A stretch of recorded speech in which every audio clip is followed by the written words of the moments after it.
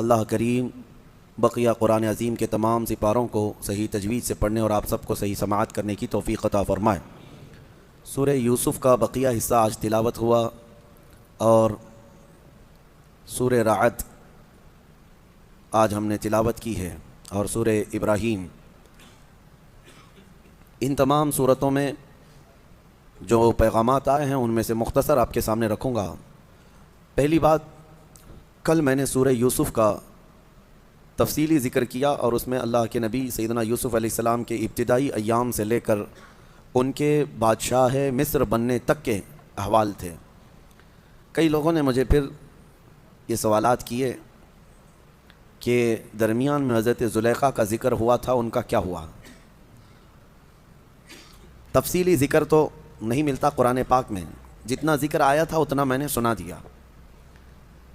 زلیخا کا کیا ہوا؟ بعض روایات میں یہ ملتا ہے کہ وہ حضرت یوسف علیہ السلام کے غم میں روتی رہی اور ان کی بینائی چلی گئی۔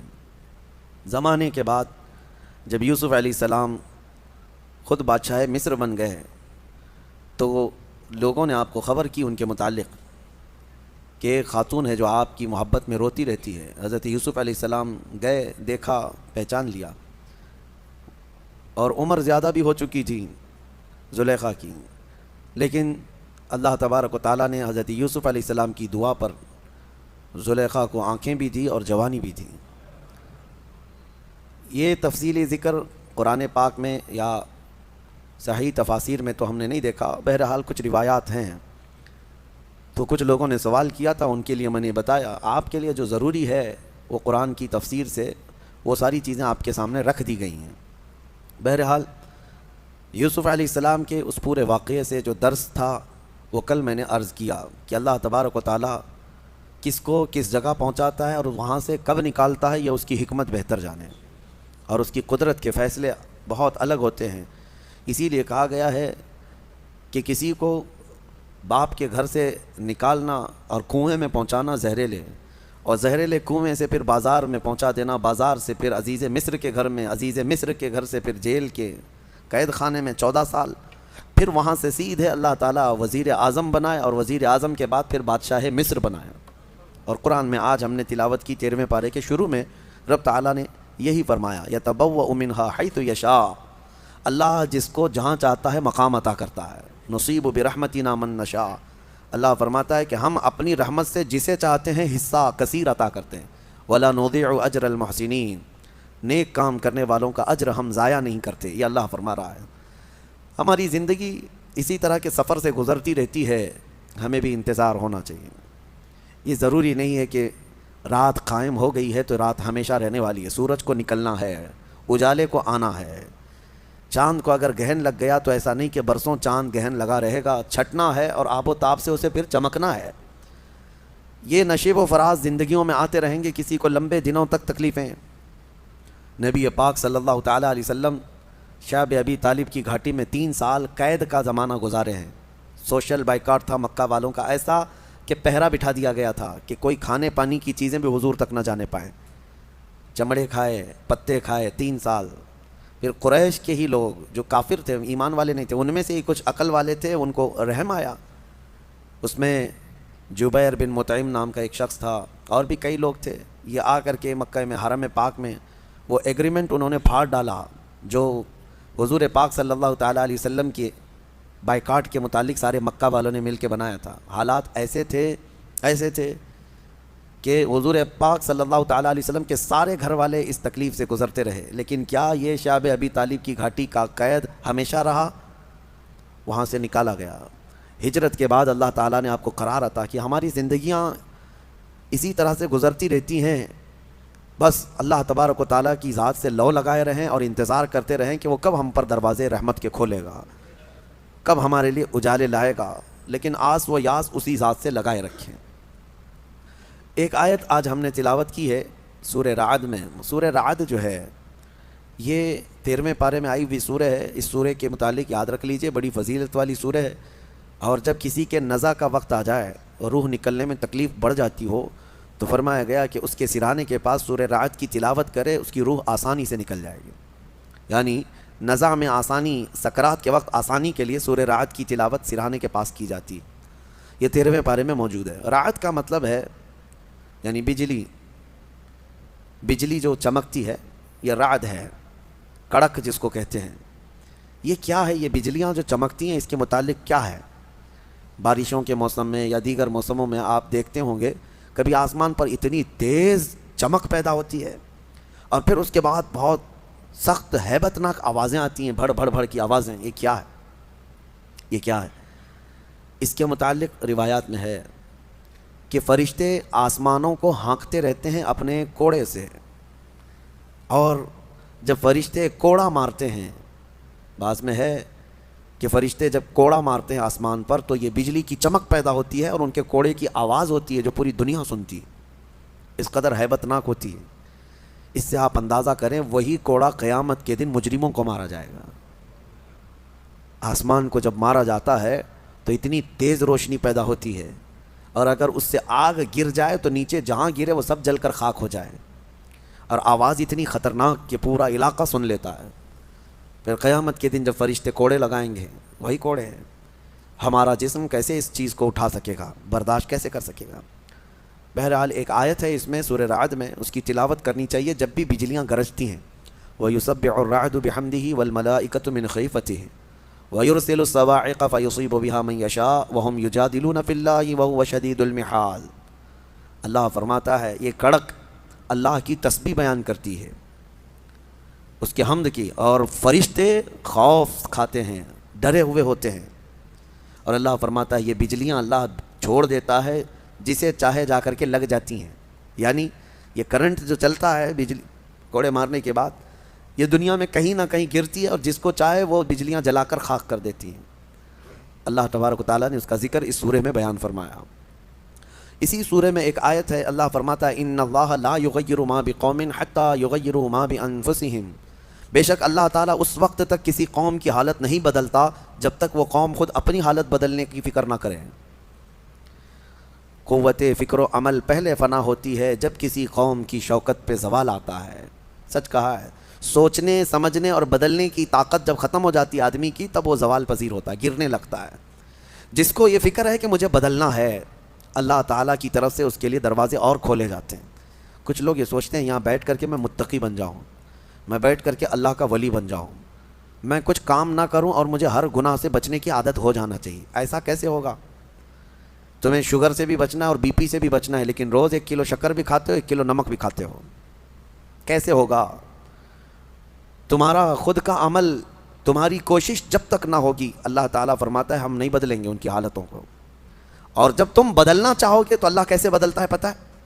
اللہ اکبر، حدیث قدسی ہے، اگر تم ایک بالش بڑھ کر کے آؤ گے، اللہ فرماتا ہے 10 قدم بڑھ کر کے تجھے لے لے گا۔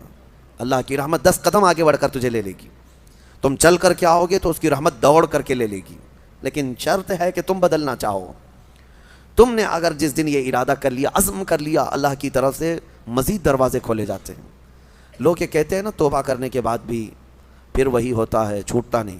مسئلہ توبہ کا یہ نہیں ہے کہ گال پہ تھپڑ مار لینا، توبہ کا یہ ہے عزم کرنا، پکا ارادہ کرنا، اور اللہ سے یوں عرض کرنا کہ تیرا وعدہ ہے کہ جو بدلنا چاہے، جو بڑھنا چاہے تو اسے بدل دے گا، میں بدلنے کے لیے آگے بڑھ رہا ہوں مولا، اب تو رحمتیں بھیج۔ پھر دیکھو کیسے نہیں بدلتے، اللہ تمہیں توبہ پر دوام عطا کرے گا۔ پھر کبھی بھی قدم پھسلے گا، اللہ تمہارے لیے مدد نازل فرمائے گا۔ زندگی ہے، آخری سانس تک کچھ نہ کچھ خطائیں ہوتی رہتی ہیں، قدم جب بھی پھسلے گا، لیکن مولا تمہیں توبہ کی توفیق ضرور عطا کرے گا۔ اسی لیے کوشش پہلے خود کے بڑھنے کی ہو، خود کے بدلنے کی ہو۔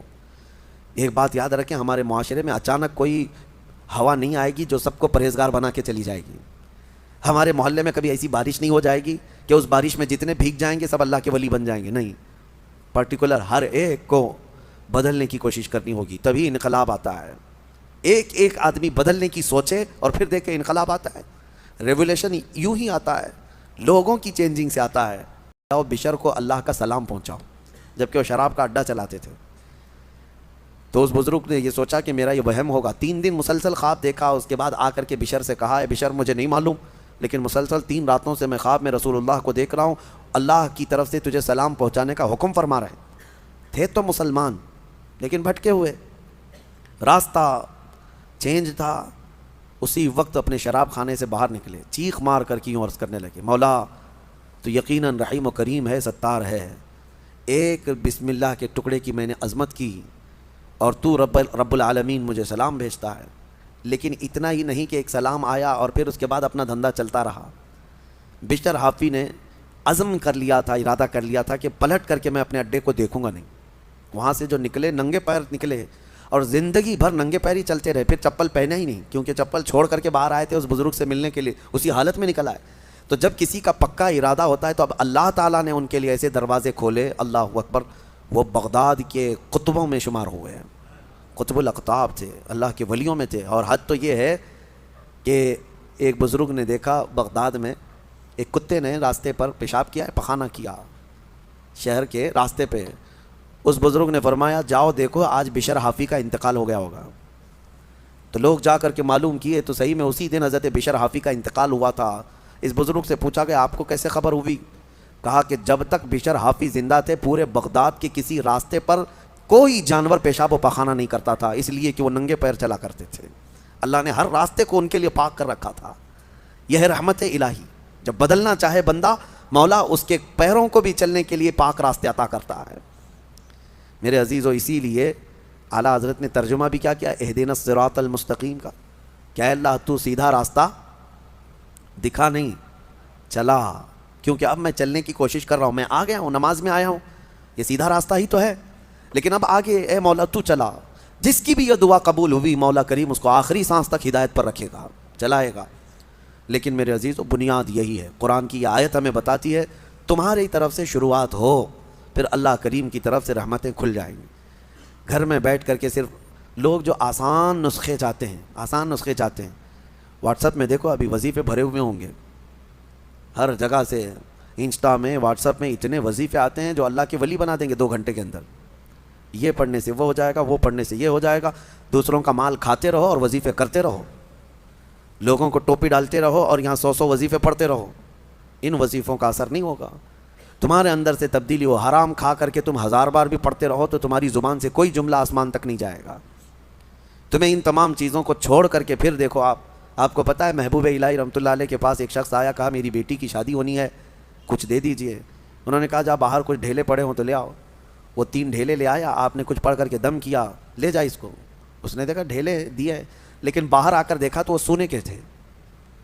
اس کو لے جا کر کے اس نے اپنی بیٹیوں کی شادی کی، کافی قیمت والے تھے اس وقت سونے کے ڈھیلے، لیکن محبوب الہی نے 3 بار قل اللہ احد ہی پڑھا تھا، بس صرف 3 بار قل اللہ احد کا سورہ پڑھ کر کے دم کر کے دے دیا تھا، لے جاؤ۔ اب اس نے بیٹیوں کی شادی تو کی، لیکن نسخہ تو ہاتھ میں آ گیا تھا نا، گھر میں بہت سارے ڈھیلے جمع کر لیا، بہت سارے پتھر اور اینٹ بھی لا کر کے بیٹھا اور رات میں قل اللہ احد پڑھنے لگ گیا۔ 3 بار تو چھوڑو، 100 بار ہو گئے، آنکھ کھول کھول کر کے دیکھتا تھا وہ ڈھیلا ڈھیلا ہی تھا، بدلتا ہی نہیں تھا۔ 1000 بار ہو گیا سورہ اخلاص، 1000 بار کے بعد بھی وہ ڈھیلے ویسی رہے۔ وہ دوسرے دن اٹھ کر کے آیا اور سوچا کہ پتہ نہیں اور کیا پڑھے تھے۔ پوچھا محبوب الہی سے کہ آپ کیا پڑھ کر کے مجھے دیے تھے؟ کہا 3 بار قل اللہ احد کا سورہ پڑھ کے دیا تھا۔ کہا میں 1000 بار پڑھا، ابھی بھی ڈھیلا ہی ہے۔ تب آپ نے فرمایا تھا تیری زبان اور ہے، میری زبان اور ہے۔ اللہ کریم اس کے ان بندوں کی ہر بات کی لاج رکھتا ہے جو اس کے لیے بدل جاتے ہیں، اس کے لیے چھوڑ دیتے ہیں ہر چیزیں۔ یقیناً آج آپ کے لیے بھی بہت ساری ہیں، دعائیں آپ کی مستجاب ہوں گی، اللہ آپ کی زبان میں اثر عطا کرے گا۔ اس کے لیے کچھ چیزیں چھوڑنے کی کوشش کرو، اس کے لیے کچھ نہیں بلکہ بہت ساری چیزیں چھوڑنا ہے۔ حرام چھوڑنا، میں آپ کو بتاؤں، یہ تو مسلمان کے لیے فرض ہے۔ بعض لوگ یہ کہتے ہیں میں شراب نہیں پیتا، پرہیزگار آدمی ہے، چوری نہیں کرتا، پرہیزگار آدمی ہے، جوا نہیں کھیلتا، پرہیزگار آدمی ہے۔ نہیں، شراب نہیں پیتا، جوا نہیں کھیلتا، چوری نہیں کرتا، پرہیزگار نہیں، مسلمان ہے بس، مسلمان ہے بس۔ شک کی چیزوں سے بھی بچتا ہے تب پرہیزگار ہے، حرام چیزوں سے بچتا ہے تو مسلمان ہے۔ مسلمان کے لیے اتنا تو کرنا ہی ہے، جو شک والی چیزیں ہیں ان سے بھی بچتا ہے تب وہ اتقیاء میں ہے، پرہیزگاروں میں ہے۔ بہرحال اللہ کریم ہمیں خود کو بدلنے کی توفیق عطا فرمائے۔ آج پوری امت کے لیے یہ چیز ہے، پوری امت کے لیے۔ کاش ہمارا یہ پیغام ہر نوجوان تک پہنچے جو شب قدر میں اور جمعہ کی بھیڑ میں اور نہ جانے کتنی راتوں اللہ کی بارگاہ میں دعا کرتے رہتے ہیں، اے اللہ امت پر رحم فرما دے۔ ٹھیک ہے، دعا ہونی چاہیے، لیکن کیا صرف اور صرف ہم دعا کرتے رہیں اور اپنے آپ کو کبھی نہ بدلیں؟ کبھی نہ بدلیں؟ جتنے لوگ اس بھیڑ کی دعا میں شامل ہوتے ہیں تو پھر وہ اپنے آپ کو تبدیل کیوں نہیں کرتے؟ اللہ کی بارگاہ میں مانگ کر تو جاتے ہیں بھیک، فجر میں نہ نمازوں میں ان کا کوئی شمار ہے، نہ پھر رمضان کے احترام میں ان کا کوئی حصہ ہے۔ مجھے یہ بتاؤ، شوق سے ویڈیو ادھر سے ادھر پھیلاتے رہتے ہیں، ایک ویڈیو پتہ نہیں کتنا سرکولیٹ ہوتی ہے۔ ابھی میں دیکھ رہا تھا ایک امام کو کچھ آتنکی بھگوا لوگ چاقو سے ایسے قتل کر رہے ہیں، بے دردی کے ساتھ مار رہے ہیں، خون بہہ رہا ہے، داڑھی بھی کاٹ دیا، سب کچھ کر رہے ہیں، اور یہ سارے واٹس ایپ پہ گھومتی رہتی ہے ویڈیوز۔ اس سے پہلے بھی دیکھا ہوگا آپ نے بہت سارے اس طرح سے ظلمن مارنے والی ویڈیوز، دیکھا فارورڈ کر دیا، دیکھا فارورڈ کر دیا۔ کیا اتنا احساس بھی مر گیا کہ ان تمام چیزوں کو دیکھنے کے بعد خود کو بدلنے کی کوشش کرتا؟ شاید یہ میرے شامت اعمال کی وجہ سے یہ حالات بنتے چلے گئے ہیں۔ کتے آج شیروں کی طرح کام کرنے لگ گئے، وہ ہیں کتے لیکن وہ ڈرا رہے ہیں ایسے جیسے کہ شیر ہوں، اور جو محمد عربی کے شیر تھے وہ ایسے سوئے ہوئے ہیں، ایسے سوئے ہوئے ہیں کہ وہ بدلنا نہیں چاہتے۔ اسی لیے شاعر نے بہت پہلے ایک بات کہی تھی، جگہ جگہ کے تھک چکے ہیں تمہیں یہ ہنگامے ہیں۔ یہ روز جو ہنگامے ہو رہے ہیں، یہ روز جگا رہے ہیں، اور یہ ہنگامے ہی تھک چکے اب تم کو جگہ جگہ کے۔ نشاط لذت خواب گراں بدل ڈالو، غلط روی سے منازل کا بہت بڑھتا ہے، مسافروں رویش کارواں بدل ڈالو۔ تم اگر ٹیڑھا چلتے رہو گے تو منزل لمبی ہو جائے گی، تو چلنے کا طریقہ بدل ڈالو، جو سیدھا راستہ ہے اس پر آ جاؤ۔ کیا اس بات پہ حیرت نہیں ہوتی ہماری بچیوں کی عزت لوٹ لی جاتی، ہماری خانقاہیں برباد ہوئیں، مسجدوں کو توڑ کر کے مسمار کر دیا گیا، لوگ خوشی سے وائرل کر رہے ہیں۔ چند دنوں پہلے لوگ ایک ویڈیو پھیلا رہے تھے کہ ماہم درگاہ کے پیچھے ایک چلہ تھا، اس کو بلڈوزر سے تہس نہس کر دیا گیا، فلاں کی وجہ سے ہوا، فلاں کی وجہ سے ہوا۔ ارے لاکھوں مسلمان تم ویڈیو فارورڈ کرنے کی ڈیوٹی تمہیں ملی ہوئی ہے، احساس تک نہیں ہوتا تمہارے شعار اسلام کس طرح سے ایک کے بعد دیگرے ختم کیے جا رہے ہیں۔ کسی مینار کو گرا کر کے کچھ بھگوے اس پر آتنکی جھنڈے لگائے ہیں، اور کسی بھی طرح سے تمہارا استحصال ہو رہا ہو، بچے مارے جا رہے ہیں، آن دا اسپاٹ شوٹ کیا گیا نوجوانوں کو، 16 سال کے بچے، ہم جھارکھنڈ میں جا کر کے دیکھ کے آئے، ان کو پوچھنے والا کوئی نہیں۔ آپ کو پتہ ہے چند دنوں پہلے ایک راجستھان میں ادے پور میں قتل ہوا تھا، مرڈر ہوا تھا، پوری میڈیا لگی ہوئی تھی اس کے، کیوں؟ اس لیے کہ قتل کرنے والے 2 مسلمان چہرے تھے، اور ایک امام کو مسجد کے کمرے کے اندر گھس کر کے سارے مار رہے ہیں، اور چہرہ سب صاف ہے ویڈیو میں، چاقو سے اتنا حملہ کر رہے ہیں، اتنا حملہ کر رہے ہیں۔ بتاؤ ان کو کون بتاتا ہے، کون سی میڈیا؟ اس کی وجہ یہی ہے کہ انہیں پتہ ہے کہ یہ مسلمان ابھی کچھ نہیں کرنے والے۔